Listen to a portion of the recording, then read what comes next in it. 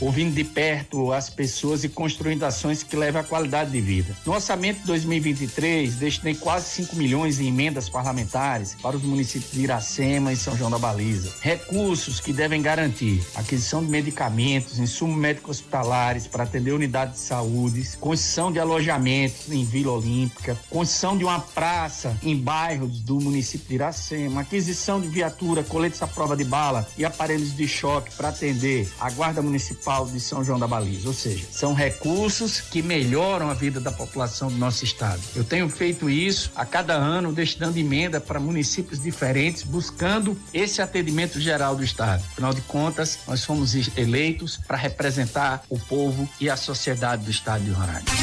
Jorge Everton em ação. O loteamento Camuraí, juntamente a Recel Incorporadora e Amazônia Imóveis, agradecem a todos os nossos clientes pela confiança em um dos maiores empreendimentos imobiliários que Boa Vista já viu. Mais de 4.000 terrenos vendidos, recorde de vendas em todas as etapas, com 100% dos terrenos vendidos. Atendimento de responsabilidade e compromisso com os nossos clientes. Venha conhecer o loteamento Camuraí. Seu lugar de investir, construir e morar é aqui. A Parima Rentacar é a empresa que vai estar 24 horas à sua disposição. Temos a frota mais nova e moderna de Boa Vista. Disponibilizamos de diversas tarifas para sua locação, seja ela diária, quinzenal ou mensal. Você também pode fazer a reserva online. E se estiver chegando de viagem, nós te buscamos onde você estiver. Parima Rentacar, Avenida Mário Homem de Melo, 4203, Buritis. Nos 6 dias de festa, nosso arraial ficou iluminado pelas cores das quadrilhas, pelo brilho intenso das estrelas que abrilhantaram a festa e pelo sorriso de todos os roraimenses. Quem trouxe todo o sabor para a nossa festa foram nossas deliciosas comidas típicas, que deixaram um gostinho de quero mais e geraram emprego e renda para a nossa gente. Um evento seguro, organizado e que fez desse São João uma festa inesquecível para muita gente. E a gente se despede, mas sem apagar a fogueira, porque no próximo ano tem mais. Governo de Roraima. A Unipar Construtora chega a Roraima com o Residencial Boa Vista, condomínio fechado de alto padrão às margens do Rio Branco. Desfrute de área de lazer completa com piscina de borda infinita, academia e salão de festa. São amplos apartamentos com 4 suítes, 4 vagas de garagem, varanda gourmet e gerador 100%. Conheça mais do Residencial Boa Vista nas redes sociais, @Unipar Construtora. Marcos Jorge, o homem certo para Roraima crescer. Olá, gente, sou o deputado Marcos Jorge e tenho uma excelente notícia para vocês. Com a Lei 1953, de minha autoria, nenhum contribuinte de Roraima poderá ter multa aplicada sobre o ICMS acima do valor da mercadoria. Antes, a Cefaz aplicava multas de até 300%. Agora não pode passar dos 100%. Continuaremos trabalhando em favor do cidadão e do contribuinte para termos uma sociedade mais justa e igualitária. Acompanhe nossas redes sociais e fique por dentro da nossa atuação parlamentar. Marcos Jorge, o homem certo para Roraima crescer. Notícias da semana com o Dr. Irã. Então, amigos, nesse final de semana eu fui visitar a dona Eliane Duarte. Dona Eliane Duarte é uma roraimense que trabalhou muito no ex-território e estava esperando também há muito tempo o seu enquadramento nos quadros da União. Fui recebido na casa dela pelas irmãs, filhos, netos, uma família belíssima. E ela me ofereceu, inclusive, lá um delicioso suco de frutas, um excelente papo. Nos divertimos muito, relembramos histórias do ex-território, da nossa vida aqui. E eu fiquei muito feliz, viu, dona Eliane, de ser recebido pela senhora e pela sua família. Um grande abraço. Deus abençoe a todos vocês. É Dr. Irã, é trabalho comprovado. É Dr. Irã, com Roraima no Senado. É Dr. Irã, o nosso senador Irã. O tema veio pra gente quando a gente precisava realmente de um direcionamento, de um apoio, né? Trabalho a independência, trabalho a autonomia no dia a dia, incentiva ele a romper as próprias barreiras e as dificuldades dele, né? O tema é para isso, para ajudar famílias, para acolher as famílias atípicas. Te amar. A melhor forma de cuidar é amar. Assembleia Legislativa de Roraima.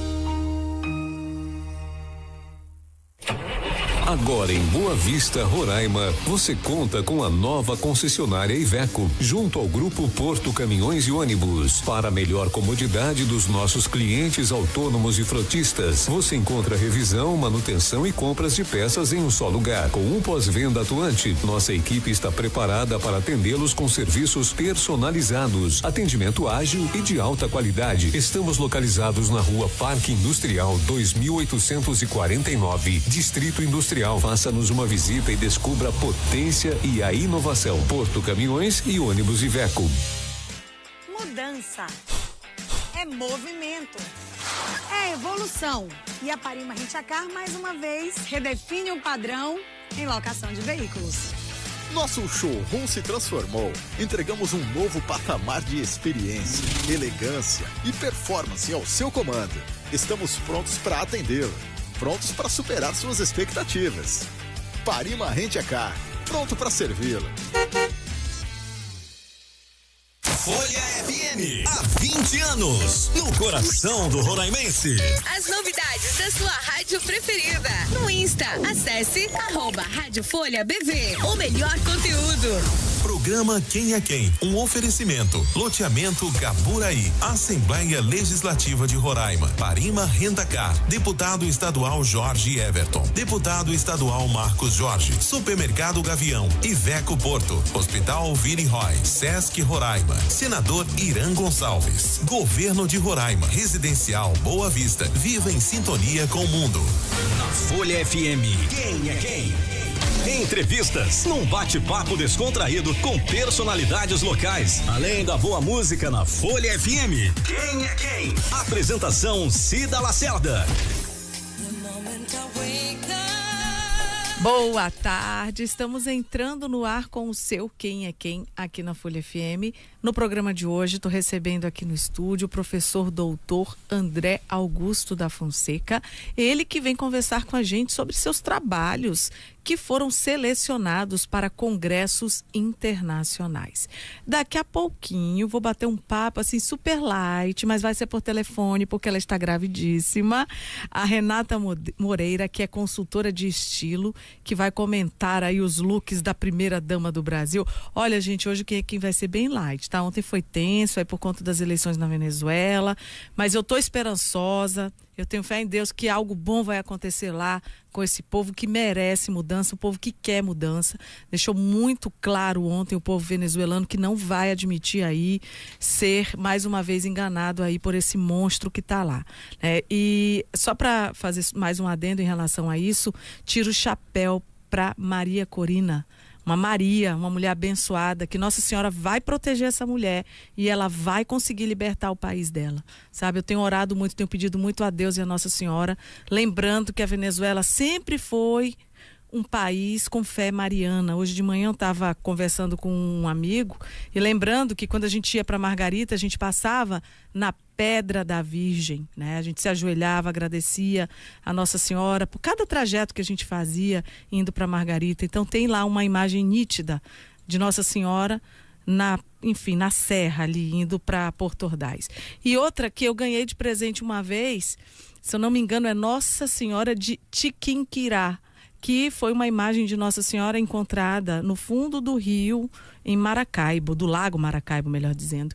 Eu ganhei de presente. Então, assim, povo que se apega a Nossa Senhora, que se Deus quiser, Nossa Senhora vai ajudar e vai libertar essa nação. São tantas reflexões que eu venho fazendo em relação à Venezuela, sabe? E vendo a força dessa Maria Corina, isso me despertou aí toda essa reflexão em torno do que está acontecendo lá. Acho que agora, se Deus quiser, Nossa Senhora abençoando, o milagre vai acontecer e esse povo vai ser libertado. Fica aqui o meu carinho para todos os venezuelanos que estão aqui em Roraima também, que não admitem o que está acontecendo lá, e a todos os venezuelanos que estão lá bravamente tentando realizar essa mudança tão esperada. Bom, gente, agora eu vou bater papo aqui com o professor doutor André Augusto da Fonseca. Bem-vindo ao nosso programa, boa tarde. Muito obrigado. Boa tarde. Então, conta pra gente que os seus trabalhos agora foram selecionados para congressos internacionais. Professor, fiquei curiosa, quero saber que trabalhos são esses. A gente tem acumulado uma quantidade grande de documentos relativos à nossa região desde que eu comecei o doutorado. E aí, mesmo depois do final do doutorado, ainda tem milhares e milhares de documentos que ainda não compulsei, né, que ainda não analisei. Então é um material muito legal. São relatos de viajantes, relatos de militares, missionários, que andaram aqui principalmente do século XVIII, XIX e XX.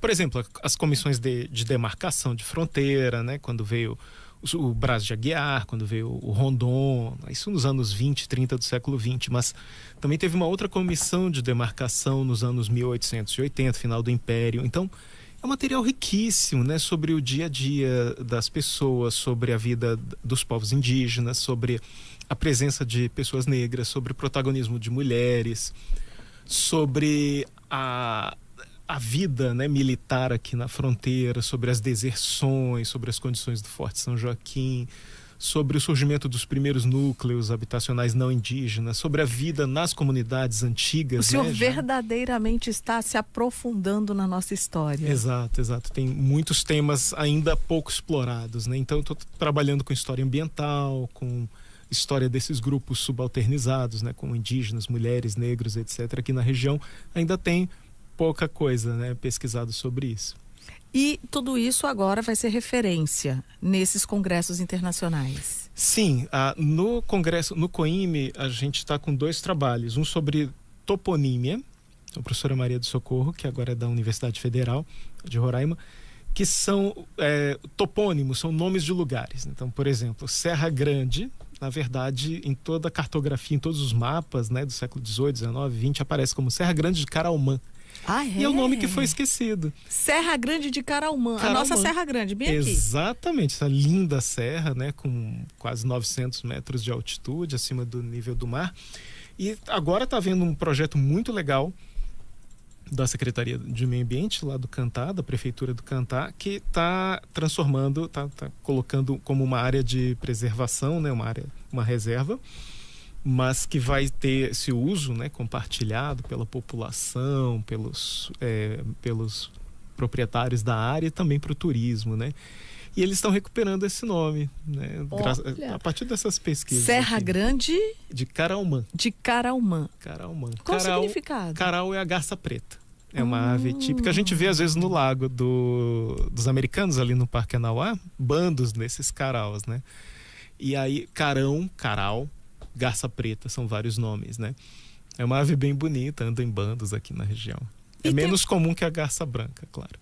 A garça branca tá direto aqui, né? Benza Tinha Deus. um outro nome, Carau é um nome macuxi, e Caraumã quer dizer o carau grande. Eu nunca vi garça preta, não. Tu já viu, o Joãozinho? Garça preta? Eu não vi, eu ainda não tive essa satisfação. Você já deve ter visto no lago do Parque Anauá. Vou prestar mais atenção. Tem uma época do ano que eles vêm em bandos para lá. Então, e mais trabalhos dela que o senhor queira destacar, dessa professora, dessa pesquisa que ela fez? Esse trabalho com ela sobre os topônimos. Nós somos coautores. Isso.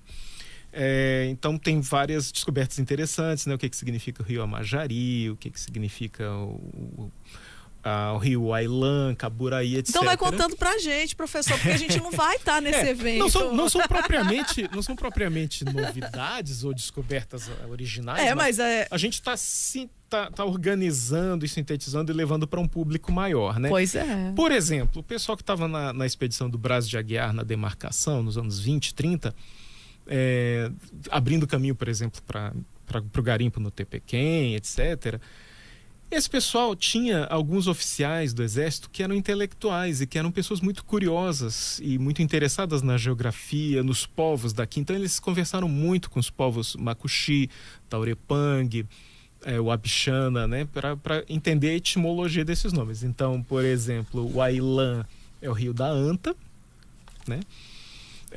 Maú ou Irengue, isso é muito interessante, isso é um rio que até hoje tem 2 nomes, né? Então, Irengue é rio em Macuxi e Maú é no Apixana. Então, esses rios terminados em Uaú, Anauá, que era Anauaú, né? Canauanim, esse sufixo aua, né? Geralmente significa água, rio, etc., em Wapixana, nas línguas do tronco aruaque. E terminados em eng, irengue, geralmente são do Macuxi. Olha só. Tem o tronco caribe. Que curioso. Né? Isso é muito importante também porque a gente vai mapeando essas áreas de influência histórica, né, multissecular, milenar, da presença desses povos. Então, tem áreas em que predominam nomes Wapixana, né, do tronco aruaque, tem áreas que predominam nomes do tronco caribe, né, como Macuxi, todos os povos Pemon, né, os Taurepang e outros grupos caribe, como, por exemplo, no sul, os Waiwai, os Waimiri-Atuari, povo Kinja, e no norte, os Patamona, Engaricó, etc. Então, a gente vai vendo essas áreas de predominância. E até alguns nomes que são de origem do léxico tupi, por causa da língua geral. Então, na Amazônia, todo o século XVII, XVIII, XIX, até a cabanagem e até o ciclo da borracha começar, quando aí você teve um afluxo de 500 mil de pessoas do Nordeste para cá, no final do XIX, início do XX, até ali predominava a língua geral, que é o Nhengatu. Nhengatu? Nhengatu é língua boa em tupi, né? Era uma língua organizada. Que todos esses povos falavam? Era uma língua franca criada pelos missionários para servir como segundo idioma, uma língua franca, quer dizer, uma língua que pudesse ser usada por todas as pessoas que falavam diferentes idiomas.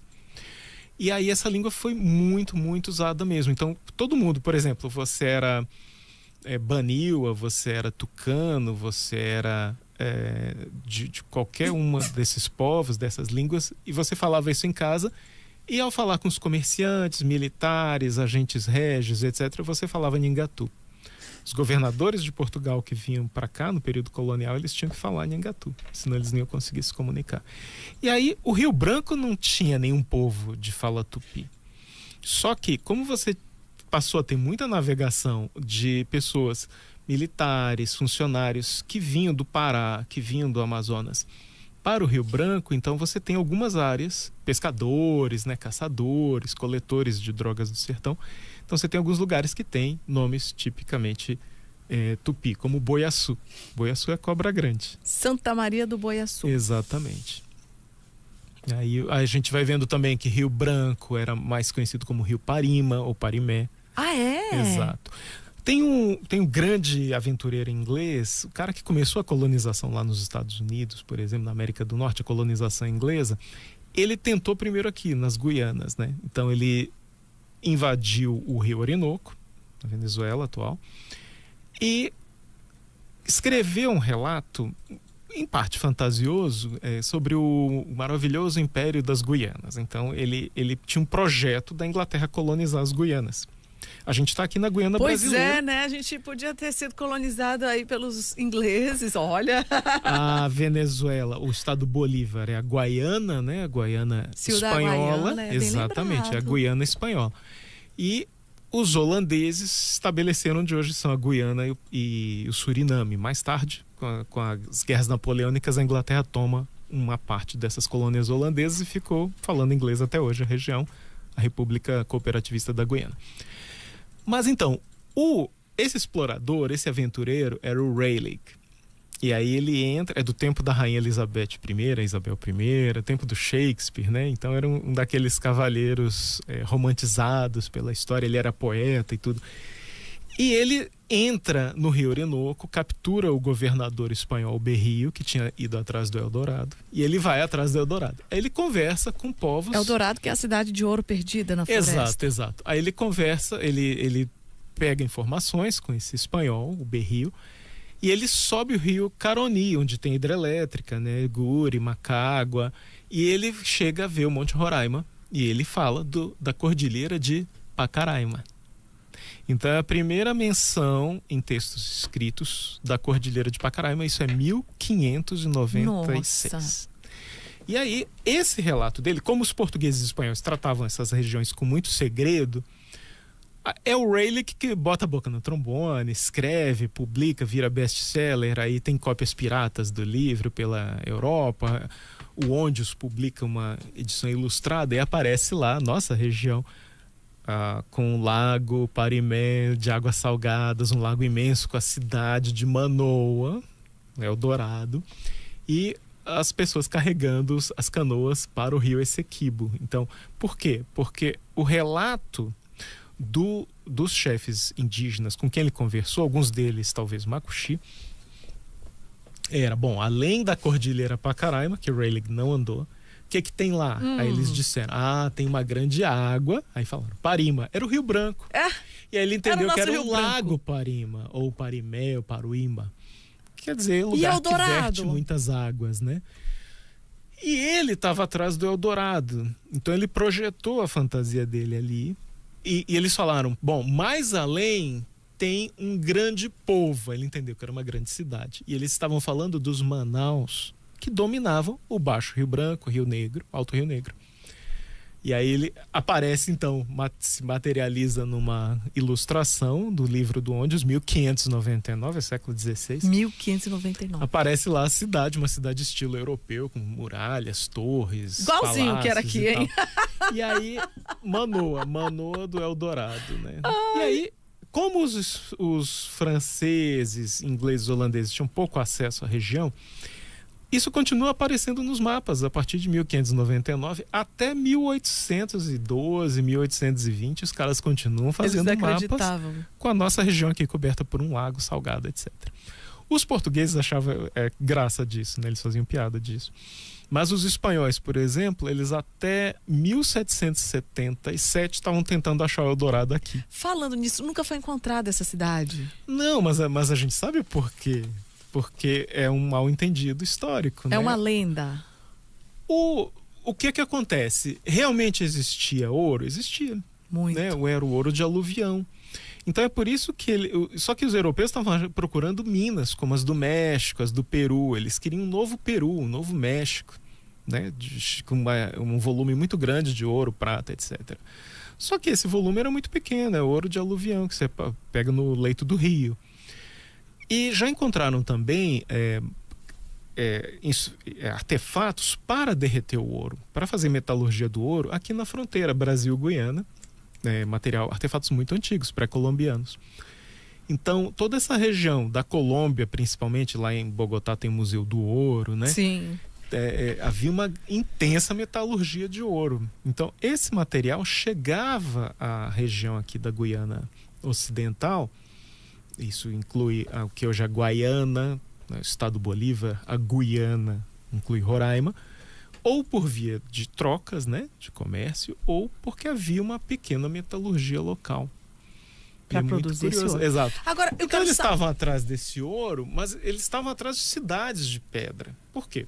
Porque o modelo deles era a experiência deles com o México, com os maias, com os incas. Muitas etc. pedras e muito ouro. Agora, o que ocorre existia Parima, só que não era um lago, era um rio Branco. E existia o povo Manaus, só que não era uma cidade, era um povo muito poderoso, era uma confederação, né? A Confederação Manaus, que era um grande intermediário que fazia trocas comerciais. Eu quero saber como foi que o senhor conseguiu todas essas informações, professor. O senhor está ajudando a reescrever a nossa história, a contar melhor a história de Roraima. A gente tem muito material que não era de fácil acesso, então a gente está sistematizando, organizando, tentando interpretar isso. Você teve essas pessoas que vieram antes de nós e coligiram informações valiosíssimas, e a gente está tentando organizar isso.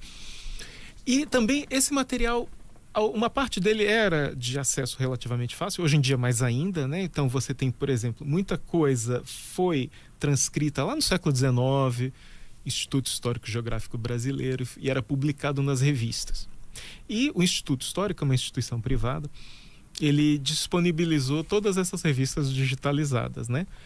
Outra vertente toda a correspondência que saía daqui do Grão-Pará para Lisboa ficava no arquivo ultramarino, do Conselho Ultramarino. E nos anos 90, final do século passado, o governo brasileiro, o governo português fizeram um grande projeto de cooperação internacional e digitalizaram, organizaram esse arquivo e digitalizaram. E hoje você vai no site da Biblioteca Nacional, você tem acesso e pode fazer busca por palavras, por termos-chave, né? Por exemplo, Rio Branco, por exemplo, Macuxi, Apixana, etc. Agora tá fácil.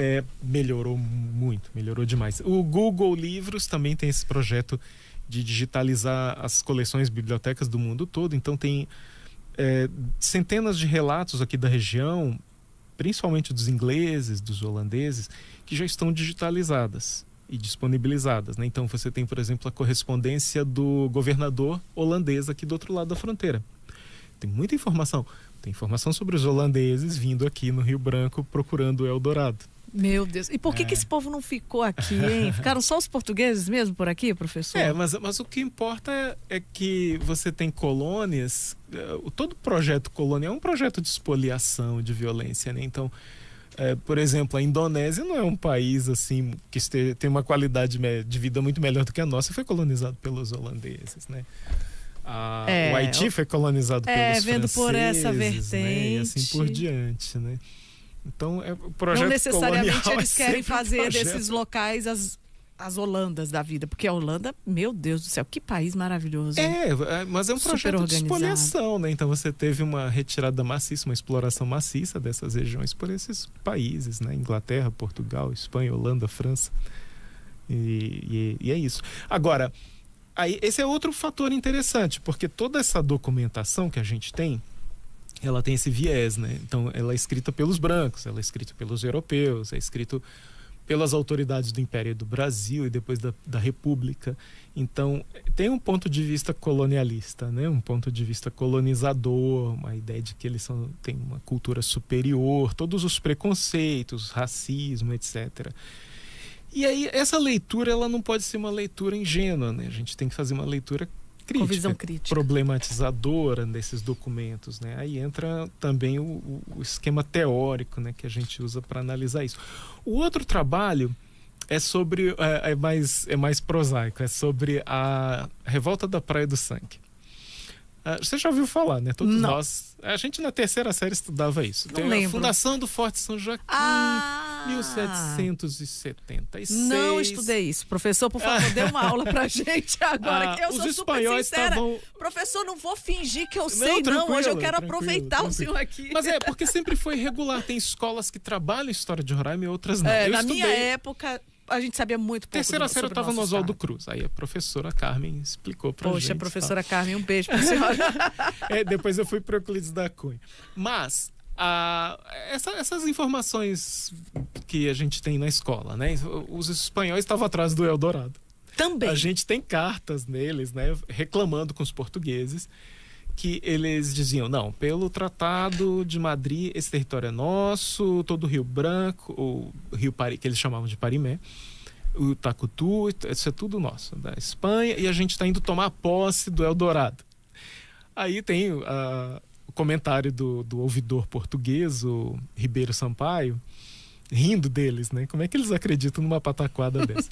Mas enfim, eles vieram e fundaram povoações. As primeiras povoações não indígenas daqui foram fundadas por espanhóis. Santa Rosa, São João Batista, ali perto da ilha de Maracá.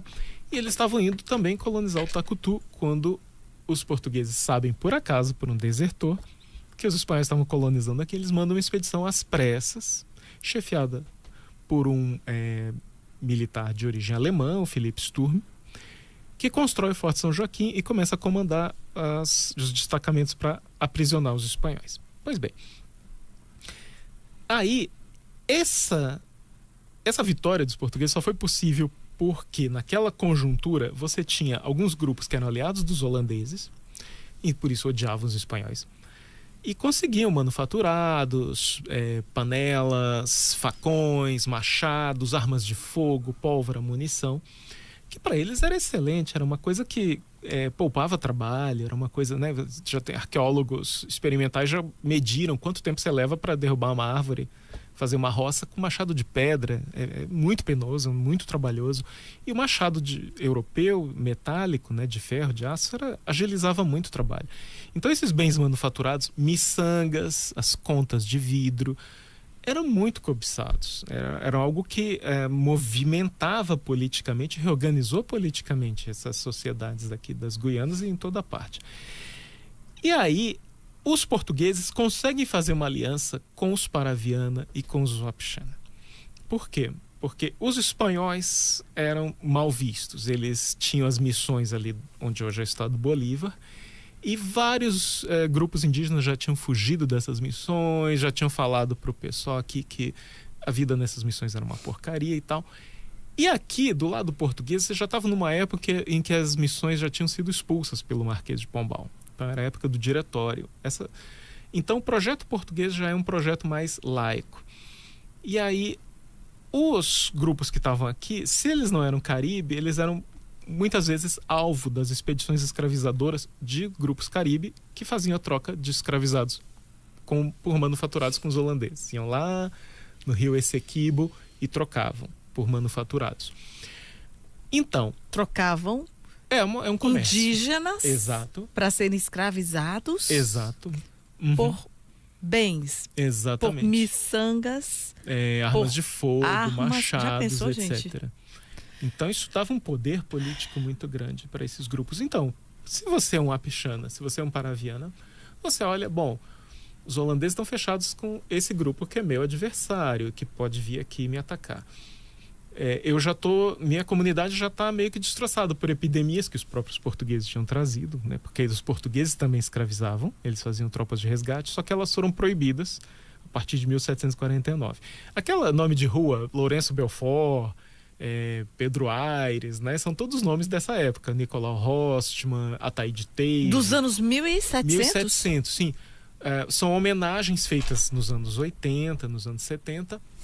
Então houve uma ideia... Bom, Ataíde Teide, quem foi? O governador do estado do Grão-Pará durante a construção do Forte São Joaquim. Em 1700 era o general Ataíde Teide. 1776. É um jeito fácil de lembrar. É o mesmo ano, por coincidência, da independência dos Estados Unidos. 1776 estava sendo construído o Forte São Joaquim aqui. Só uma coincidência. Mas os portugueses conseguem então fazer aliança. Os Wapixana, os Paraviana e alguns outros grupos, para eles era vantajoso naquele momento, naquela conjuntura, fazer aliança com os portugueses. Então, começa a fazer povoações. Eles fazem um acordo e fazem os descimentos para formar povoações já de pessoas já como súditos do rei de Portugal. E aí vai começar um processo de catequese e tal. Havia um ou dois missionários na região, mas tudo muito lento. E praticamente os únicos não indígenas no Rio Branco eram os militares do Forte São Joaquim. Só que as tensões vão aumentando, vão se acumulando. Há uma exploração do trabalho, porque pela legislação da época a escravização de índios era proibida, porém os indígenas estavam sujeitos a trabalho compulsório, um trabalho obrigatório. Qual é a diferença? Bom, tem diferença. Você não podia ser vendido, alugado, trocado, herdado, e esse trabalho tinha que ser remunerado. Então a remuneração existia, embora fosse pequena, pudesse ser paga com atraso, era paga em mercadorias, mas era obrigatório uma remuneração e havia um tabelamento, né, dos valores do trabalho, etc. Mas era muita exploração e era uma mudança muito violenta, era uma violência cultural, né? Você, por exemplo, os padres pegavam um guerreiro, um chefe indígena e diziam: você não pode ter 3 esposas, larga 2 e fica só com uma, porque agora você vai ser cristão. Então, era uma série de violências culturais. Proibir pintar o corpo, proibir pintura corporal. Outro hábito, grupos como os Wapixana, quando morria alguém, eles enterravam na casa, queimavam a casa e se mudavam. Então, isso para os portugueses, eles não toleravam. Havia muita intolerância cultural, intolerância religiosa. E isso vai aumentando as tensões, até que você tem uma grande rebelião em 1780, 81, na virada do ano, e várias dessas povoações são abandonadas. É por isso que Roraima não tem nenhuma vila do período colonial, ao contrário dos outros estados, né? Manaus, por exemplo, é do século XVII. Mas a nossa cidade não indígena mais antiga é de 1860, Boa Vista. Boa Vista. É do Império. Que começa ali na beira do rio. E a gente comemora no 9 de julho, Sim. a transformação dessa povoação em município. Né? Em 1890 já é república, é muito recente. Né? As comunidades Malacaxeta, Canalani são muito mais antigas do que as cidades de Roraima, do que Boa Vista, etc. Olha, eu tô amando esse bate-papo, viu, gente? Aprendendo muito aqui sobre a nossa história. Eu vou agora pro intervalo comercial e já eu volto com o seu Quem é Quem. Não sai daí, não. A gente volta já.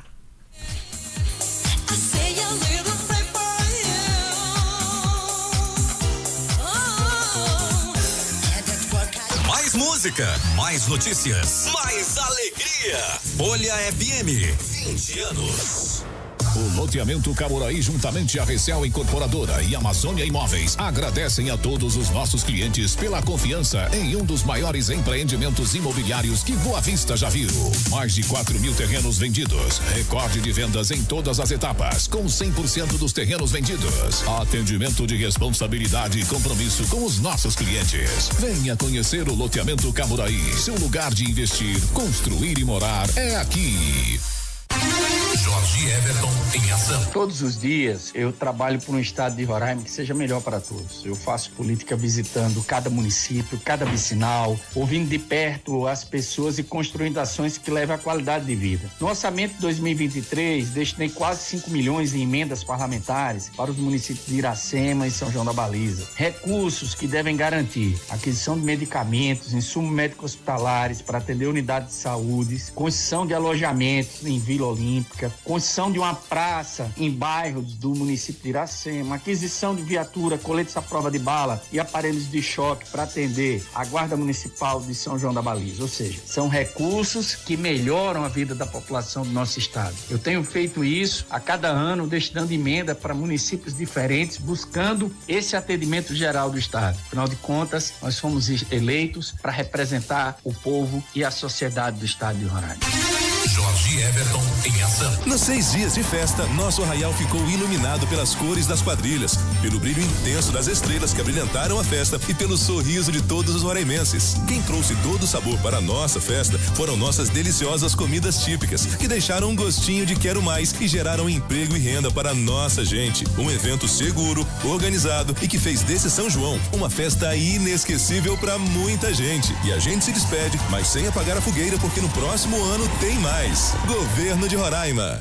A Parima Rentacar é a empresa que vai estar 24 horas à sua disposição. Temos a frota mais nova e moderna de Boa Vista. Disponibilizamos de diversas tarifas para sua locação, seja ela diária, quinzenal ou mensal. Você também pode fazer a reserva online. E se estiver chegando de viagem, nós te buscamos onde você estiver. Parima Rentacar, Avenida Mário Homem de Melo, 4203, Buritis.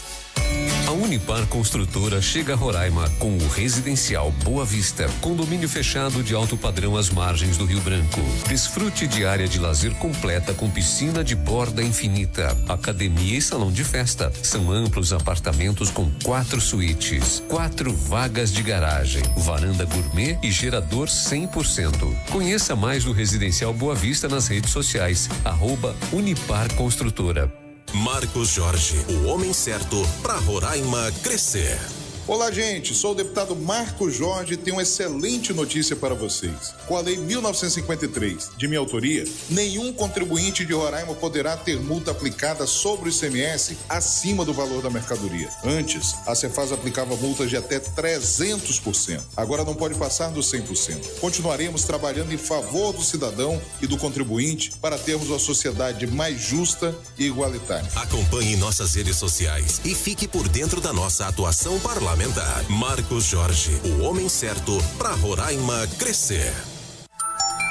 Notícias da semana com o Dr. Irã. Então, amigos, nesse final de semana eu fui visitar a dona Eliane Duarte. A dona Eliane Duarte é uma roraimense que trabalhou muito no ex-território e estava esperando também há muito tempo o seu enquadramento nos quadros da União. Fui recebido na casa dela pelas irmãs, filhos, netos, uma família belíssima. E ela me ofereceu, inclusive, lá um delicioso suco de frutas, um excelente papo. Nos divertimos muito, relembramos histórias do ex-território, da nossa vida aqui. E eu fiquei muito feliz, viu, dona Eliane, de ser recebido pela senhora e pela sua família. Um grande abraço Deus abençoe a todos vocês.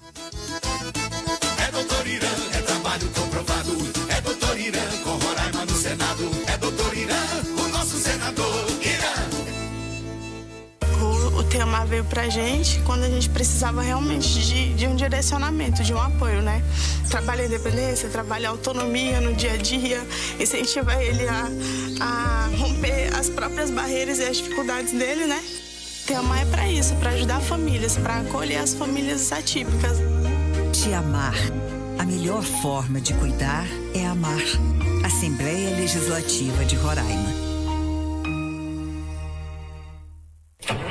Agora em Boa Vista, Roraima, você conta com a nova concessionária Iveco, junto ao Grupo Porto Caminhões e Ônibus. Para a melhor comodidade dos nossos clientes autônomos e frotistas, você encontra revisão, manutenção e compras de peças em um só lugar, com um pós-venda atuante. Nossa equipe está preparada para atendê-los com serviços personalizados, atendimento ágil e de alta qualidade. Estamos localizados na Rua Parque Industrial 2849, Distrito Industrial. Faça-nos uma visita e descubra a potência e a inovação. Porto Caminhões e Ônibus Iveco. Mudança é movimento, é evolução. E a Parima Rent-A-Car, mais uma vez, redefine o padrão em locação de veículos. Nosso showroom se transformou. Entregamos um novo patamar de experiência, elegância e performance ao seu comando. Estamos prontos para atendê-lo. Prontos para superar suas expectativas. Parima Rent-A-Car, pronto para servi-lo. Folha FM, 20 anos. Falando com Roraima. Músicas, entrevistas, bate-papo descontraído na Folha FM. Isso é Quem é Quem. Estamos de volta com o seu Quem é Quem. No programa de hoje, estou recebendo aqui no estúdio o professor doutor André Augusto da Fonseca, que é filho do meu querido Célio. Vou ter que falar do seu pai aqui. Célio maravilhoso. E da Celes. Séries. Séries. Eu chamava tua mãe de Celes. Séries. Beijos para esses dois maravilhosos. Deusa da agricultura. Isso, e olha, gente, hoje ele está falando sobre os trabalhos que ele fez e que foram selecionados para congressos internacionais. E ele falando desses trabalhos, a gente está aqui viajando no tempo. Ele está contando coisas sobre Roraima que nós não sabíamos. E é antes de Roraima ser Roraima, né, professor? Bem antes. Exatamente. Aí eu só estava concluindo aí a história da Praia de Sangue. Isso, é algo... A revolta da Praia de Sangue. Eu vou falar sobre um grande mal-entendido histórico, né? Outro, né? Além do nome do lago tal, Lago Parimé. Tem um outro mal-entendido histórico. Quando você teve a revolta em 1780-81, as povoações patrocinadas pelos portugueses do Forte São Joaquim foram quase todas esvaziadas. Aí eles tentam de novo. A rainha Maria I manda divulgar com arauto, divulgar um perdão real. Estão perdoados, vocês mataram soldados, mas eu perdoo, voltem para as povoações, porque era um empreendimento estratégico, né? Essa colonização no Rio Branco, ela não era lucrativa, ela era deficitária do ponto de vista econômico. Muitos lucros, pouco retorno. Não, nenhum lucro, muitos custos. Perdão, né? Muitos custos e pouco retorno. E eles visavam era um empreendimento lucro. Estratégico, né? Era uma proteção para a Amazônia. Era para impedir holandeses, ingleses, franceses, espanhóis de terem acesso aos rios da bacia amazônica. Isso era o principal. O Alto Rio Negro, a mesma coisa, né? O Alto Solimões, a mesma coisa. Então, não havia colonização ou povoação por europeus aqui. Então você tinha esses povos indígenas e a meta dos portugueses era transformá-los em súditos, não se falava cidadãos, né? Em súditos portugueses, em vassalos portugueses. Da coroa portuguesa. Exatamente. Pagar o dízimo, serem católicos, abandonarem suas línguas indígenas, adotarem nomes e sobrenomes portugueses, adotarem um modo de vida, um regime de organização de família e do trabalho portugueses, se engajarem no comércio, etc. É um projeto chamaríamos hoje de etnocídio, né? De mudança cultural muito forçada, muito rápida, né? Porque a cultura sempre está em mudança. Sabe o que eu tô rindo agora? É que naquela época eles destruíam tudo e agora eles são os ambientalistas, os protetores, os que ficam aí tentando resgatar as histórias, né? Mas veja, é um interesse nosso, né? Por exemplo, preservação ambiental é interesse nosso, porque eu como boavistense, quero que o rio não tenha mercúrio, por exemplo. Sim, isso é eu, fato. como boavistense, eu não quero que as nascentes dos rios sejam destruídas, né? Eu não quero que a mata ciliar seja destruída. Isso é interesse nosso, né? Acho que não tem muito sentido a gente dizer que outros cometeram erros, então vamos cometer os mesmos erros, né? O racional, o caminho racional é a gente perceber esses erros, né? E a gente sempre denuncia, né, todo esse projeto colonial, essa exploração que foi feita. E aí, esse projeto era de impor a religião católica, né, de impor essa mudança econômica, de eles entrarem no regime comercial, de capitalismo, etc. Só que, imagina, as pessoas estavam acostumadas a trabalhar o necessário. Estavam acostumados a um regime de liberdade. Então você tenta impor um regime de controle de horário de trabalho, né? Então você tinha o Lobo da Almada, o famoso Lobo da Almada, nome de escola aqui e tudo. Ele era governador da capitania do Rio Negro, que era recém-criado, e ele constrói olarias da capitania, né? Da coroa, ele incentiva a fazenda nacional, a fazenda da coroa, a fazenda real para produzir, para criar gado, né? Produção pecuária, cria fábricas de telhas, de tijolos, tecelagens, e a mão de obra é toda indígena, porque a população da capitania do Rio Negro, que pega o que hoje é Amazonas e Roraima, ela era 95% indígena. Então você põe todo esse pessoal para trabalhar num regime que tem controle de horário, tem livro ponto, etc., porque tem remuneração e tudo. Mas é algo que desorganiza, né, a produção própria dos povos indígenas. E o resultado é que essas comunidades passam fome aqui no Rio Branco. Então, as tensões voltam a se acumular, e aí tem uma nova rebelião em 1790, e essa é mais séria, e o Lobo da Almada faz uma repressão. Ele manda uma escolta militar que tenta pegar os líderes da rebelião, mata alguns deles, e deporta dezenas de pessoas, várias famílias daqui do Rio Branco para Parintins, para Borba, lá no Rio Madeira, etc. E traz pessoas de outras comunidades indígenas que não tinham nada a ver para cá, para o Rio Branco. Então, isso ficou na memória. Quando Cor Grimberg, famoso etnógrafo alemão, passou aqui em 1911, as pessoas ainda tinham lembrança da deportação, né, desses grupos, principalmente para a Viana. A rebelião de 1790 foi mais de Macuxi e Uapixana. E aí, os documentos da época contam detalhes, né? O Macuxi foi no forte reclamar que um soldado tinha empurrado uma senhora, uma velha, uma pessoa idosa, e o comandante do forte não fez nada. Aí passaram-se os dias, aí teve a rebelião, né? O confronto armado. E teve a repressão e a maioria das povoações foi abandonada de novo. E aí fica o forte e as fazendas nacionais, né? As 3 fazendas, 2 fundadas por particulares, mas que depois o Estado confiscou por problemas de dívida de imposto, dívida tributária. E aí ficam 3 fazendas da coroa. Quando tem independência, passam a ser fazendas da coroa imperial, né? Então fazendas nacionais. E quando vem a república, gradualmente imigrantes foram tomando conta, né? Invadindo essas fazendas, pegando gado, etc. E só restou a São Marcos, que virou uma área do SPI, que deu origem a FUNAI depois, né? Então virou terra indígena São Marcos. São Marcos hoje. Ali da estrada ainda. Exato, essa terra indígena São Marcos é exatamente o terreno que era da fazenda São Marcos, fundada lá no final do século XVIII. Agora, essa rebelião, um cronista paraense, lá nos anos 1830, portanto 40 anos depois, chamou de Praia do Sangue. Quem me chamou a atenção disso foi a Nádia Farage, que escreveu As Muralhas dos Sertões. E aí eu fui atrás, e realmente essa documentação da época não fala Praia do Sangue. Fala o quê? Menciona a rebelião dos indígenas, eles falavam índios, né, dos índios do Rio Branco. Mas aí o Baena falou que tem uma praia no Rio Branco que é chamada Praia do Sangue porque houve um massacre. Mas olha só, ele, o Baena, era português e vivia no Pará. Então, para ele, o sangue era dos portugueses. E é isso que eu ia te mortos. perguntar. E nessa batalha, quem ganhou?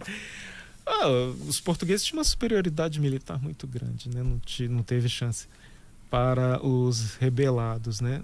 Agora, com o passar do tempo, hoje, se você fala Praia do Sangue, as pessoas vão pensar, foi um massacre de indígenas. Isso é muito interessante, como mudou a perspectiva, mudou a versão. Eu não sei de onde Baena tirou essa ideia de Praia do Sangue, porque em nenhum mapa que eu vi até hoje aparece essa praia. Eu já ia te perguntar, e onde é essa praia? Pois é. Aí, os outros cronistas que não vieram é a Praia depois, Grande não, né, professor? Não. Eles começaram... uma comunidade rebelada era São Martinho. São Martinho era aqui, bem aqui, nessa área da Praia de Boa Vista aqui. Mas não teve do Rio. Nenhuma matança, não. Aqui não. O Baena fala Praia do Sangue por quê? Porque quando teve a rebelião, eles mataram 4 soldados portugueses, um indígena que estava a serviço dos portugueses e um escravo negro, um negro escravizado. Esses foram os mortos. Quando vem a repressão, algumas semanas depois, eles dizem que mataram 3 indígenas. 3. Mas isso a gente nunca vai saber, né? A maior violência foi a deportação, né? Levar as pessoas à força daqui para áreas distantes da Amazônia, né? Tipo Parintins? Tipo Parintins. Nossa. Exatamente. Eu tô assim amando esse bate-papo. Agora, essas histórias vão ser contadas mundo afora através desses congressos que o senhor vai nos representar. Sim, porque depois da apresentação, essas apresentações supõem um debate, né? Supõem críticas, supõem sugestões, e aí a gente vai escrever os artigos para publicação em periódicos, em revistas, né? Além disso, tudo está articulado também com outras ações da Universidade Estadual de Roraima, como, por exemplo, projetos de iniciação científica, projetos de extensão, né, que a gente quer fazer em escolas, em parceria com outros órgãos. A gente está também em editais para publicação de livros, a gente está em editais para criação de um centro de documentação, que aí vai disponibilizar todas essas fontes de época organizadas no lugar só, e mais outras que ainda não estão digitalizadas, a gente quer digitalizar. Um programa de educação tutorial, um PET, né, com bolsistas, com alunos bolsistas. Então a gente quer fazer todo tipo de parceria para aumentar essa divulgação. Nossos alunos são bem talentosos também com redes sociais. Ótimo! Para usar o Instagram para divulgar isso aí, né? A gente tem um professor temporário agora, o professor Hudson também, que ele é muito bom em divulgação histórica. O professor Hudson no Instagram, ele faz muito trabalho de divulgação histórica também. Então, é muito bom a gente todos os meios possíveis. Pois é bom a gente democratizar as informações, levar para todos a nossa história. E bom ver o senhor se aprofundando, indo atrás, querendo contar o que a gente não sabe. Porque tem muita coisa aqui que a gente não sabe do que o senhor colocou hoje, né? E foi um trabalho de pesquisa do seu doutorado. Começou ali, porque o meu mestrado foi sobre ensino de história, né? Foi em educação. E o doutorado foi sobre história colonial aqui da Amazônia, né? Sobre o diretório, sobre esse regime das reformas pombalinas aqui na Amazônia e como esses povos indígenas usaram essas brechas para tentar preservar alguma autonomia, né? Individual e coletivamente. Nessa nossa história, como é que é a presença feminina, professor? O que o senhor conseguiu identificar da presença das mulheres? Tem algumas coisas bem interessantes que passavam despercebidas, porque essa não era uma questão procurada por historiadores, por exemplo, do início do século XX, lá do século XIX. Eles não estavam interessados nisso. Para eles, a supremacia masculina era algo que era indiscutível, né? Mas, a partir dos anos 60, né, com a ascensão do feminismo, com a luta por direitos civis, direitos iguais, etc. Você sabe, né? Direito ao divórcio é algo recente no país, relativamente recente. A independência financeira da mulher, né, casada, por exemplo, é algo recente, né? Tudo que ela fazia tinha que ser com autorização do marido, etc. Então, essas conquistas são relativamente recentes. E aí, também passou a haver mais acesso das mulheres ao ensino superior. Então você tem hoje mais historiadoras, mais mulheres pesquisadoras. Escavando aí a Exato. presença No ensino feminina. superior, em geral, já tem mais mulheres do que homens, né? Bem mais. Em várias áreas profissionais, as mulheres estão tendo mais presença do que homens. Isso levou todo mundo a formular novas perguntas que não eram feitas antes. Então, eu estou dizendo tudo isso por quê? Porque tem documentos que vários historiadores já usaram antes e que mencionam mulheres, mas elas ficavam meio invisíveis, as pessoas não viam, porque não estavam procurando isso, não eram perguntas de pesquisa. Mas o senhor encontrou mulheres superpoderosas. A gente tem uma professora no nosso curso, que é a professora Raimunda, ela é muito comprometida com essa questão, né? E aí ela inspira a gente também, é claro. E aí eu fui ver esses documentos e aparecem mulheres em papéis de destaque. Por exemplo, tem uma cena que é maravilhosa. Tem uma fazendeira, a Liberata, que era descendente do Frei José dos Inocentes. Então, Frei José dos Inocentes, ele tinha tido esposa, filhos, etc. Ele era militar português, século XVIII. Mas aí ele fica viúvo muito cedo, ele sofre um impacto muito grande com isso e ele vai para a vida monasterial. Ele vira monge, ele vira frei, carmelita. E nessa condição, os filhos dele vão viver a vida deles e tal. E o filho dele vira militar, tem independência do Brasil. E esse frei, José dos Inocentes, vai ter um papel histórico de destaque no Amazonas e aqui na nossa região também. Ele vai ser um missionário que vai confrontar os ingleses, quando os ingleses criam o litígio aqui do Pirara, a questão do Pirara. E eles disputam uma parte do que hoje é Roraima, com o Império do Brasil, aproveitando da fraqueza do Brasil durante a cabanagem, as guerras civis da regência e tal. E esse frei encontra o filho dele aqui, servindo no Rio Branco, né, já como militar brasileiro. E o filho dele casa com uma indígena do Amazonas. Eles têm uma filha, Liberata, que é mestiça. E essa Liberata, ela se relaciona com o administrador da Fazenda Nacional. E ela tinha uma fazenda aqui, onde perto da Foz do Cauamé. Olha só. E o Schomburg encontra com ela o Robert Schomburg e o Richard Schomburg. E depois um militar brasileiro que vem fazer uma inspeção para ver o que estava acontecendo com essa fronteira, com os desvios de gado aqui da Fazenda São Marcos, com as tentativas dos ingleses de ampliar a colônia deles. E ele também fala da Liberata, né? E esses depoimentos são interessantíssimos. Ela tinha um papel de destaque. Ela era uma chefe, né? Ela era uma fazendeira. Ela era casada, só que ela tinha muita autonomia. Era ela que dava as ordens. Tem um momento que eu acho que é o Richard Schomburg, porque eles são dois irmãos, né? A serviço da Inglaterra, nasceram na Alemanha, mas estavam a serviço da Inglaterra.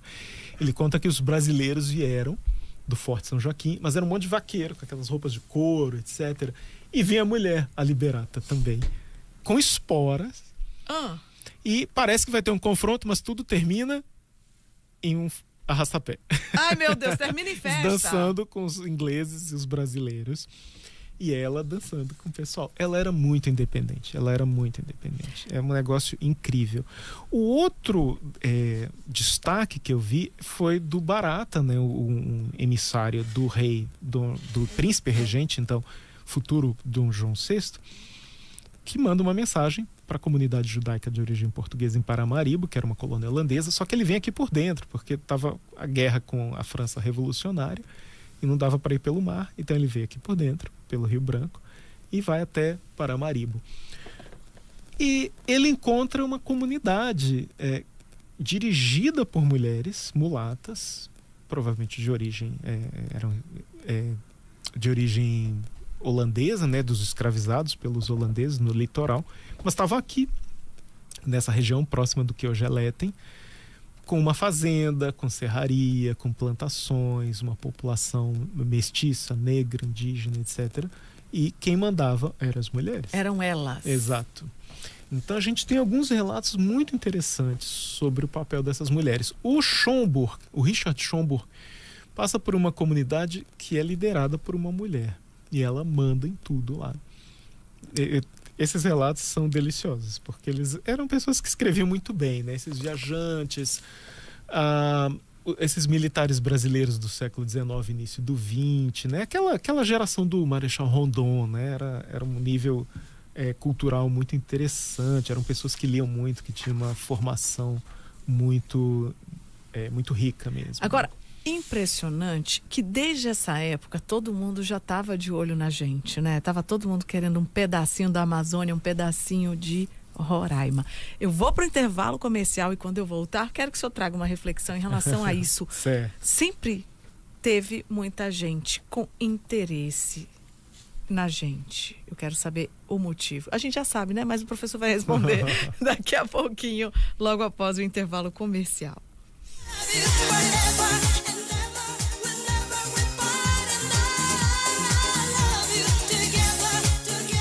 Folha FM, 20 anos. Roraimense como você. O loteamento Caboraí, juntamente a Recial Incorporadora e Amazônia Imóveis, agradecem a todos os nossos clientes pela confiança em um dos maiores empreendimentos imobiliários que Boa Vista já viu. Mais de 4.000 terrenos vendidos, recorde de vendas em todas as etapas, com 100% dos terrenos vendidos. Atendimento de responsabilidade e compromisso com os nossos clientes. Venha conhecer o loteamento Caboraí. Seu lugar de investir, construir e morar é aqui. Jorge Everton em ação. Todos os dias eu trabalho por um estado de Roraima que seja melhor para todos. Eu faço política visitando cada município, cada vicinal, ouvindo de perto as pessoas e construindo ações que levem à qualidade de vida. No orçamento de 2023, destinei quase 5 milhões em emendas parlamentares para os municípios de Iracema e São João da Baliza. Recursos que devem garantir aquisição de medicamentos, insumos médicos hospitalares para atender unidades de saúde, construção de alojamentos em Vila Olímpica, construção de uma praça em bairros do município de Iracema, aquisição de viatura, coletes à prova de bala e aparelhos de choque para atender a Guarda Municipal de São João da Baliza. Ou seja, são recursos que melhoram a vida da população do nosso estado. Eu tenho feito isso a cada ano, destinando emenda para municípios diferentes, buscando esse atendimento geral do estado. Afinal de contas, nós fomos eleitos para representar o povo e a sociedade do estado de Roraima.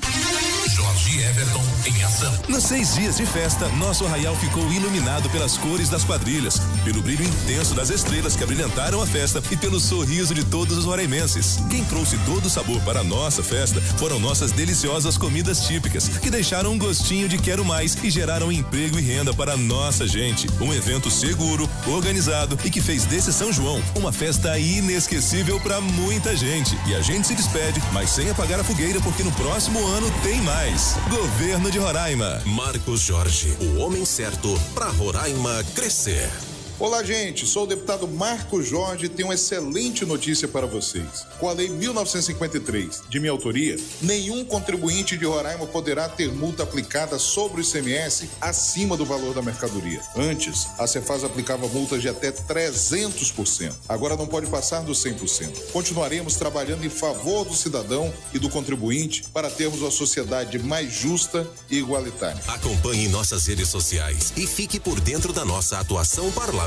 Marcos Jorge, o homem certo para Roraima crescer. A Parima Rentacar é a empresa que vai estar 24 horas à sua disposição. Temos a frota mais nova e moderna de Boa Vista. Disponibilizamos de diversas tarifas para a sua locação, seja ela diária, quinzenal ou mensal. Você também pode fazer a reserva online. E se estiver chegando de viagem, nós te buscamos onde você estiver. Parima Rentacar, Avenida Mário Homem de Melo, 4203, Buritis. A Unipar Construtora chega a Roraima com o residencial Boa Vista, condomínio fechado de alto padrão às margens do Rio Branco. Desfrute de área de lazer completa com piscina de borda infinita, academia e salão de festa. São amplos apartamentos com 4 suítes, 4 vagas de garagem, varanda gourmet e gerador 100%. Conheça mais do residencial Boa Vista nas redes sociais, @Unipar Construtora. Mudança é movimento, é evolução. E a Parima Rentacar, mais uma vez, redefine o padrão em locação de veículos. Nosso showroom se transformou. Entregamos um novo patamar de experiência, elegância e performance ao seu comando. Estamos prontos para atendê-lo, prontos para superar suas expectativas. Parima Rentacar, pronto para servi-la. Notícias da semana com o Dr. Irã. Então, amigos, nesse final de semana eu fui visitar a dona Eliane Duarte. A dona Eliane Duarte é uma roraimense que trabalhou muito no ex-território e estava esperando também há muito tempo o seu enquadramento nos quadros da União. Fui recebido na casa dela pelas irmãs, filhos, netos, uma família belíssima. E ela me ofereceu, inclusive, lá um delicioso suco de frutas, um excelente papo. Nos divertimos muito, relembramos histórias do ex-território, da nossa vida aqui. E eu fiquei muito feliz, viu, dona Eliane, de ser recebido pela senhora e pela sua família. Um grande abraço. Deus abençoe a todos vocês. É Dr. Irã, é trabalho comprovado. É Dr. Irã, com Roraima no Senado. É Dr. Irã, o nosso senador Irã. O tema veio pra gente quando a gente precisava realmente de um direcionamento, de um apoio, né? Trabalho em independência, trabalho em autonomia no dia a dia, incentiva ele a romper as próprias barreiras e as dificuldades dele, né? O tema é pra isso, pra ajudar famílias, pra acolher as famílias atípicas. Te amar. A melhor forma de cuidar é amar. Assembleia Legislativa de Roraima. Agora em Boa Vista, Roraima, você conta com a nova concessionária Iveco, junto ao Grupo Porto Caminhões e Ônibus. Para a melhor comodidade dos nossos clientes autônomos e frotistas, você encontra revisão, manutenção e compras de peças em um só lugar. Com um pós-venda atuante, nossa equipe está preparada para atendê-los com serviços personalizados, atendimento ágil e de alta qualidade. Estamos localizados na Rua Parque Industrial 2849, Distrito Industrial. Faça-nos uma visita e descubra a potência e a inovação. Porto Caminhões e Ônibus Iveco. Folha FM, há 20 anos, no coração do roraimense. Músicas, entrevistas, bate-papo descontraído na Folha FM. Isso é Quem é Quem. Estamos de volta com o seu Quem é Quem aqui na Folha FM. Estou recebendo hoje no nosso programa o professor doutor André Augusto da Fonseca, que veio dar os detalhes dos seus trabalhos, que serão, ou melhor, que já foram selecionados aí para congressos internacionais. Agora, professor, a gente já está terminando o programa e eu queria falar com o senhor sobre o motivo de tanto interesse desde aquela época, né, por essa região do planeta.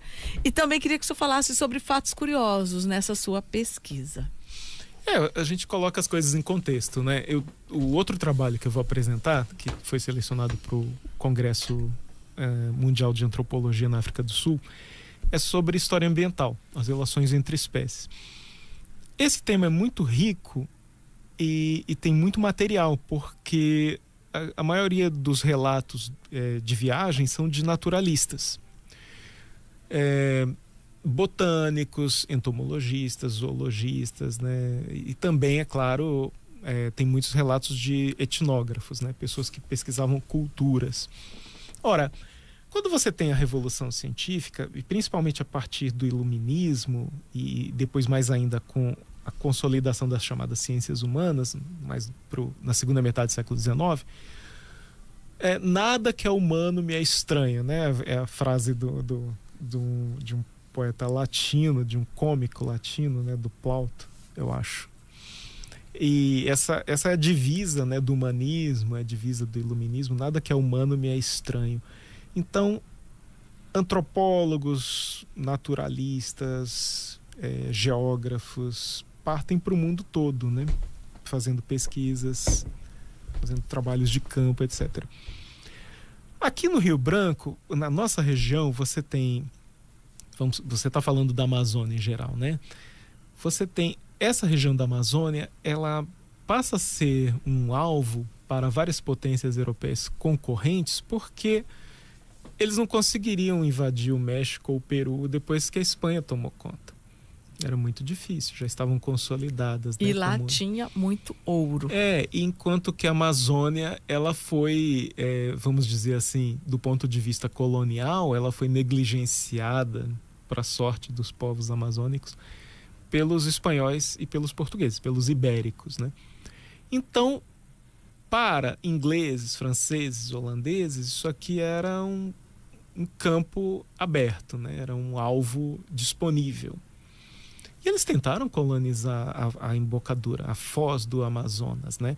Fundaram povoações holandesas, inglesas, no rio Xingu, no rio Tapajós, na costa do que hoje é o Amapá, né? Ali em Macapá. E os portugueses conseguem, ainda sob domínio espanhol, em 1616, eles conseguem, em 1612, 1615, eles tomam São Luís, no Maranhão. Em 1616, fundam Belém e tentam assegurar a foz do Amazonas. Eles passam 30 anos, uma guerra sangrenta contra ingleses, franceses, holandeses, irlandeses, até assegurar o controle daquela área. E sempre, todos os lados tinham milhares de guerreiros indígenas. Eles tinham que fazer alianças com lideranças indígenas. E, a partir daí, a Amazônia fica meio que fechada para exploradores estrangeiros. Os espanhóis e os portugueses, como eles tinham consciência da sua inferioridade militar, econômica, tecnológica, eles tinham uma política de segredo muito forte, né, sobre cartografia, mapas, informações científicas, etc. Só que pequenos grupos ligados ao iluminismo, né, estavam interessados em fazer uma troca científica, em ingressar nessa chamada República Letrada do Iluminismo, essa comunidade internacional de astrônomos, matemáticos, físicos, biólogos, químicos, etc., que estava começando a se espalhar pela Europa, né? E aí você tem a expedição do Lacondamine, no 1730, 1740.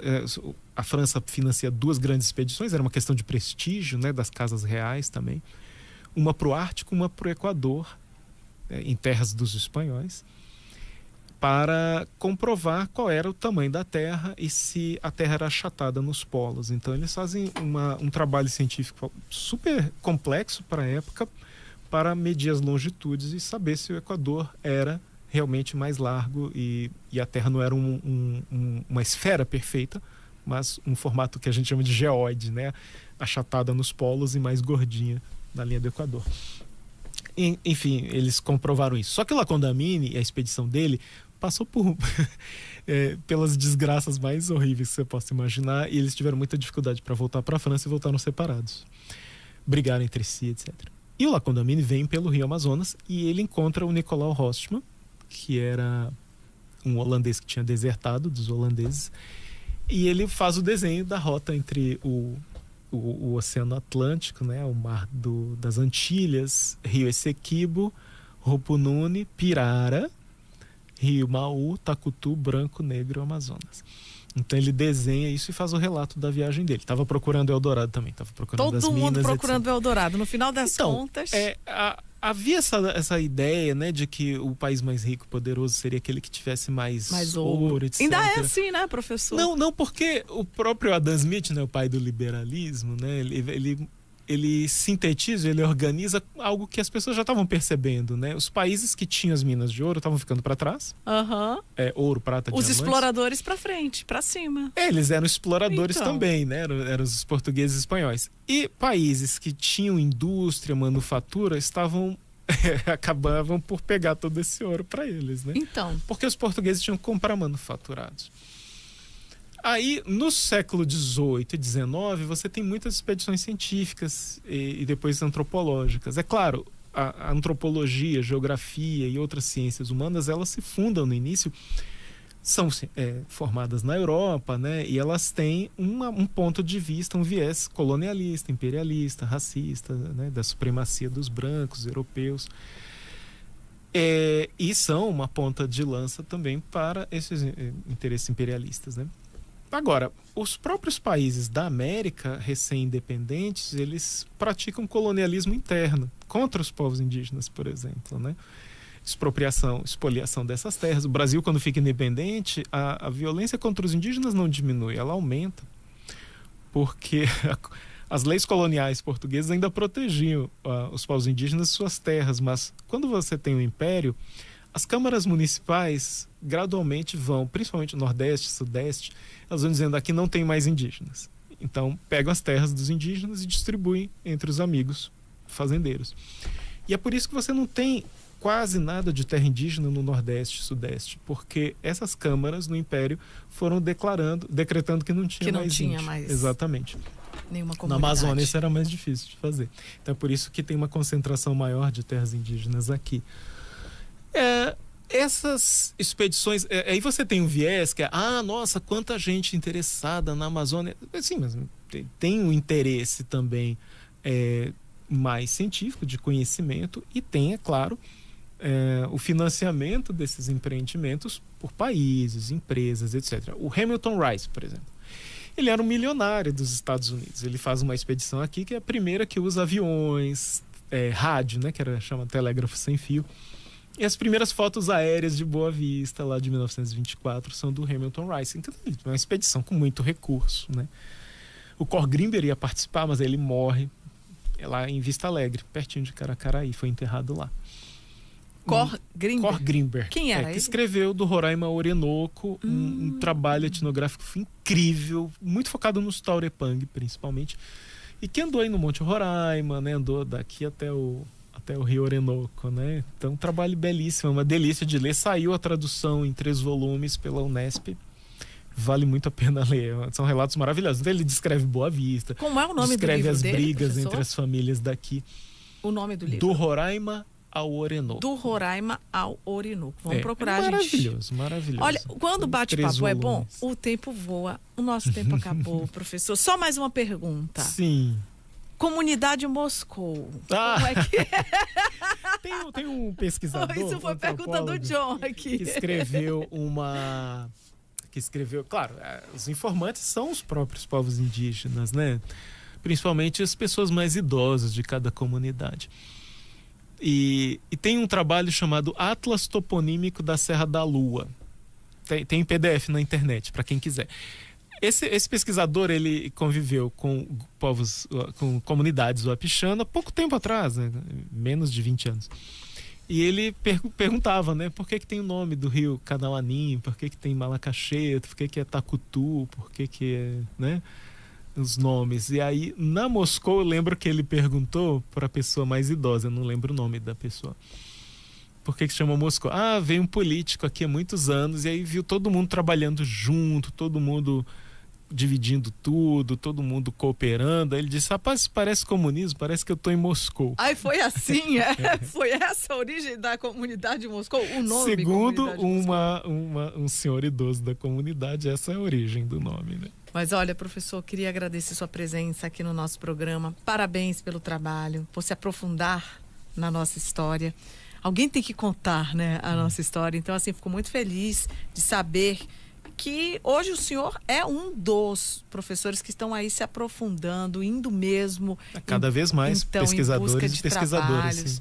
E porque na nossa infância a gente tinha dificuldade em informações em relação a Roraima. E com o trabalho de vocês, as próximas gerações vai ter mais facilidade de a gente está fazendo um livro didático de história de Roraima também. Olha vários professores da rede estadual, da Universidade Estadual e da Universidade Federal. Parabéns. O senhor é professor da UER, né? Da UER. É isso, meu povo lindo. Eu quero agradecer a audiência de todos vocês. Um beijo para Dona Maria Prado na Fazenda Riacho Doce, Jardel lá no Cantar, um beijo para o Didi lá na Piauí, para Madalena Aragão, sua lindona e o seu Aragão. Também quero agradecer o Nicolete da Soja, meu querido, que está sempre me dando carona, o pessoal lá da fazenda dele, que está na nossa audiência, enfim. E quero agradecer a todos vocês, né, que estão aí acompanhando atentamente Quem é Quem. Se você perdeu essa entrevista e se interessou pelo conteúdo, está aí no site da Folha de Boa Vista e também no YouTube da Rádio Folha. Procura a gente, que a gente está lá com imagens e áudio. E eu quero mandar um abraço para os nossos parceiros, porque sem eles nós não estaríamos no ar. Vocês ficam agora com a nossa chamada de agradecimento. Um beijo no coração e, se Deus quiser, até amanhã.